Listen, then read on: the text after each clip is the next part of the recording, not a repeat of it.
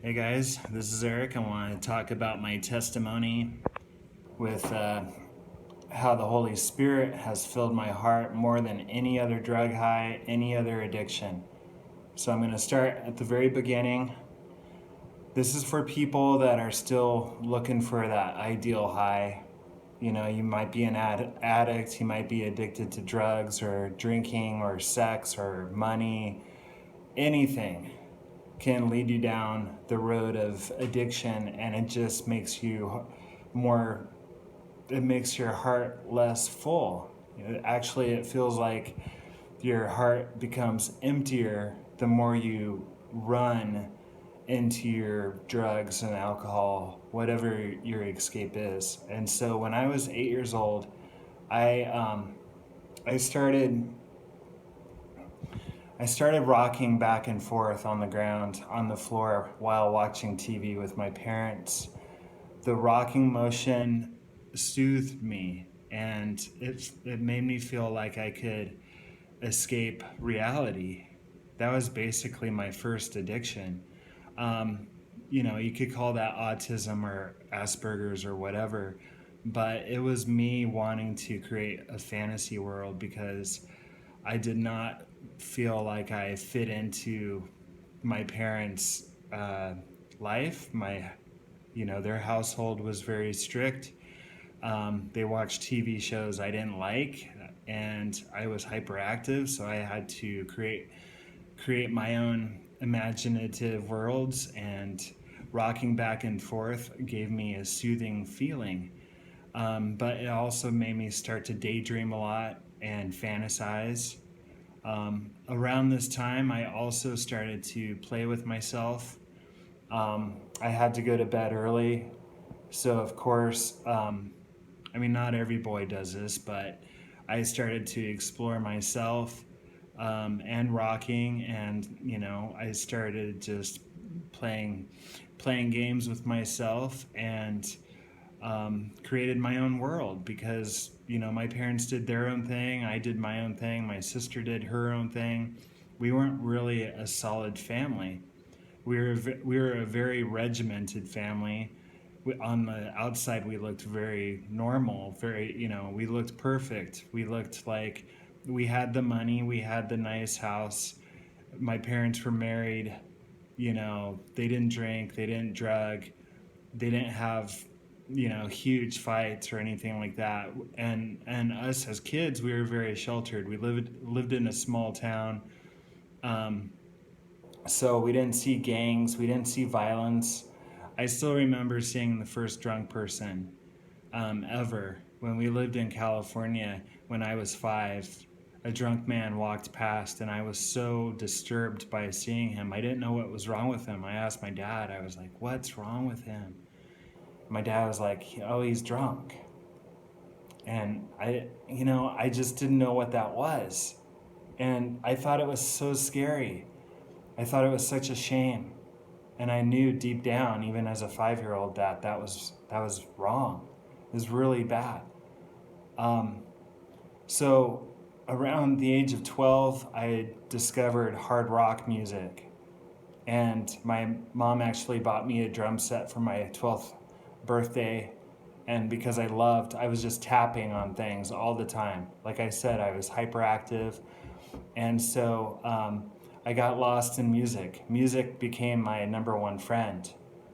And so I had the rocking and the music. And so literally every night after dinner, I would find a window in the house, and our windows overlooked the bay, the Puget Sound, beautiful water. And I would just look at the water, watch the freighters go by, and I would listen to my hard rock, my Ozzy, my Iron Maiden, my Judas Priest. Little did I know that those lyrics were completely demonic and negative and subliminally programming me. And I started failing in school. I had fantasies of flying over and killing bullies at school, flying over them like I was a pterodactyl or something. I started listening to darker, almost satanic music, like Slayer, Rain and Blood by Slayer and Venom and all the, just started getting heavier and heavier and darker and darker. And then 17 years old, I discovered alcohol. And that's when I thought it was magical. It affected me differently than other people. Probably because it was genetic. There's a lot of alcoholism in my parents' lineage. Even though my parents didn't drink because they didn't want to be like their parents, it skipped a generation, and I got it really bad. I felt immortal. I felt super high. It made me feel, it made me manic. I felt like I was invincible. I started ripping off people's bicycles. I used to go into yards and just take whatever I wanted, like I was at Walmart or something, um, and started getting in trouble with the law. Got kicked out of my house finally when I was 18. My dad was like, I gotta wait till you're 18 and then you're out of here. Started experimenting with LSD, um, and my world was getting crazy. I was starting to hallucinate at night on LSD and see magical worlds. I didn't feel like I fit in with the world at all. And I started to isolate more and more. I didn't want to hang out with people. And then I met this woman when I was 20, and she was twice my age. She basically invited me to live with her, and she was bitter. And I learned from her to make fun of people. And so I got very cynical and bitter and angry. And it got to the point where I attacked her one night when I was blacked out. And I believe that the demons came in when I was drunk, because I remember distinctly having different thoughts than I've never had before. Because I remember it was like Dr. Jekyll, Mr. Hyde. I attacked her and then I started to cry. And then all of a sudden something switched inside of me and I started to laugh. And then I attacked her again. And then I'd cry. So there was this war between me and the demons. And those thoughts that I had were at that time when the demon took over was, I could easily take her life. And I got excited. I felt like I was immortal. I felt like I was I felt mighty. I felt like satanic. I felt like I could take her life, and I got excited from the thought. And then Eric came back in and I started to cry. I was like, I'm so sorry. I can't believe I did that to you. And so I knew right then and there that, alcohol was definitely a portal to a very dark world, very dark underworld. And I started to get drunk every night, passed out, blacked out. Every morning I'd wake up and someone would tell me what I did. I never remembered what I did. And I know that when you're not in reality, that, you can get those demons inside of you, especially when you're blacked out. I was basically trying to find a high. I was trying to fill my heart. There was something inside. There was an emptiness inside of me. And that's why I really loved alcohol, because it made me feel warm and fuzzy inside, and I could socialize. Without alcohol, I couldn't socialize. I felt awkward. I felt weird around people. I just wanted to be alone and listen to my music. But I secretly craved wanting to hang out with people. I was very hurt by people. And so I wanted to seek revenge on people. But on the other side of that, I really missed being with people. I missed having friends. But it was easier to isolate. In fact, today, even though I have God, it's still hard for me to leave the house. But I am learning more and more by the Holy Spirit that I can face any fears now. So back to the story, I just got in one relationship after another, and each one ended in, bad breakups. I started experimenting with um, bisexuality. I started experimenting with perversion. I was watching porn. I was playing with myself. I was almost cross dressing. But I was doing this behind closed doors. And then my neighbor introduced me to meth. And let me tell you, that is the most demonic drug on this planet. Besides, the fentanyl and the heroin, those are horrible drugs as well. But meth has a satanic alchemy to it. It's man created, and it's just a formula that Satan loves because it opened up all of the demons the demon of perversion, the demon of lust.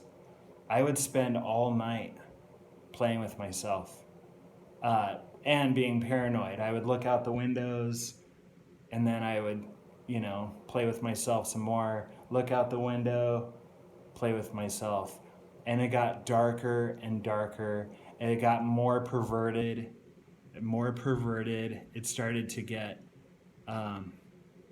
even the smells were starting to change that emitted from my body when I was playing with myself on meth. It was this burnt chemical smell. And I could feel my soul leaving. I could feel the demons almost, like dancing around my room. They were so happy that I was playing that way. And guys, it gets sicker and sicker and sicker. There's nothing that can fill your heart. And meth is the biggest lie. And it goes beyond any human boundary. It really is the devil's playground. And so I finally got sober. Luckily, there wasn't enough meth in town. I couldn't find it because I have a very addictive personality because I want to fill my heart with something, with love, because it feels empty. And that's why I'm so addictive. And so I finally got sober from everything, except I still watched porn and stuff. But I wasn't drinking, couldn't find meth, and I was just done with all of it. So, a couple years into sobriety, I had a panic attack around my parents because I think that my deep repressed feelings were coming out, and I had a lot of feelings against my dad, but I loved him very much. But I had a panic attack, so that created a panic disorder. I got more scared to hang out with people. I was scared to leave the house. And so I started to seek help, started reading about social anxiety, stuff like that. But basically, I still felt empty inside, even though I was sober.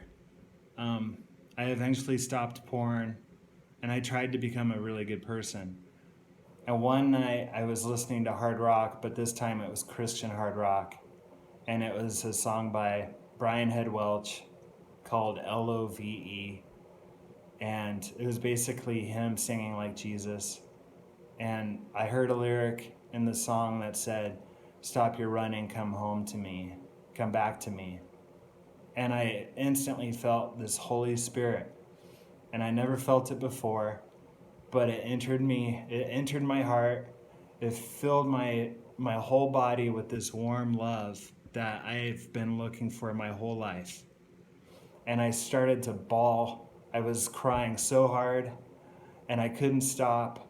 And it was a relief. It was like God was hugging me. Jesus was holding me. He was the ultimate Father. He's the King of Kings. He's higher than our dads. It felt like my dad holding me times 1,000. It's the greatest love you'll ever feel and the highest high you'll ever feel. No drug can replace it. And so I repented. It was a happy, joyful cry, but at the same time I was repenting for all the stupid stuff I'd done. And it was a cleansing. And it felt so good after I cried. that I wanted more of Jesus. That was it. He was it. He was number one. No drug could replace that love.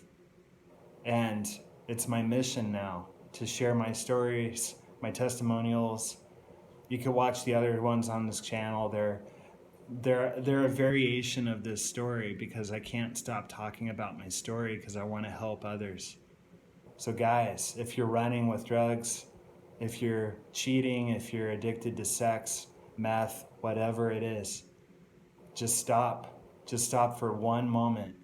Set it down and ask God, ask Jesus back into your life. And if you've never had Jesus, ask him to come into your life. Say, Jesus, please make yourself known to me. I am ready. I know that you died on the cross for my sins. I want you in my life. Please, Jesus, come into my life. I know you died on the cross for all my sins. Please come into my life. Fill my heart with your love. Please, Jesus. That's all you gotta do, guys. I'm spreading the seed of Jesus because that's all that really matters on this earth. You might not believe that hell is real, but it is. Heaven's real. Hell is real. Even though it sounds fictional and it sounds hokey almost or too simple or whatever, it's real. I mean, if you want, check out Precious Testimonies. It's a channel here on YouTube, and there's hundreds of testimonies. If you watch enough of them, you will see similarities, and Jesus will come into your life more and more. So it is progressive, but it can be fast. God's love can happen very quick. You can change overnight if you want, and you can stop drugs instantly. So if you want that, just pray to Jesus, and thanks for watching this video.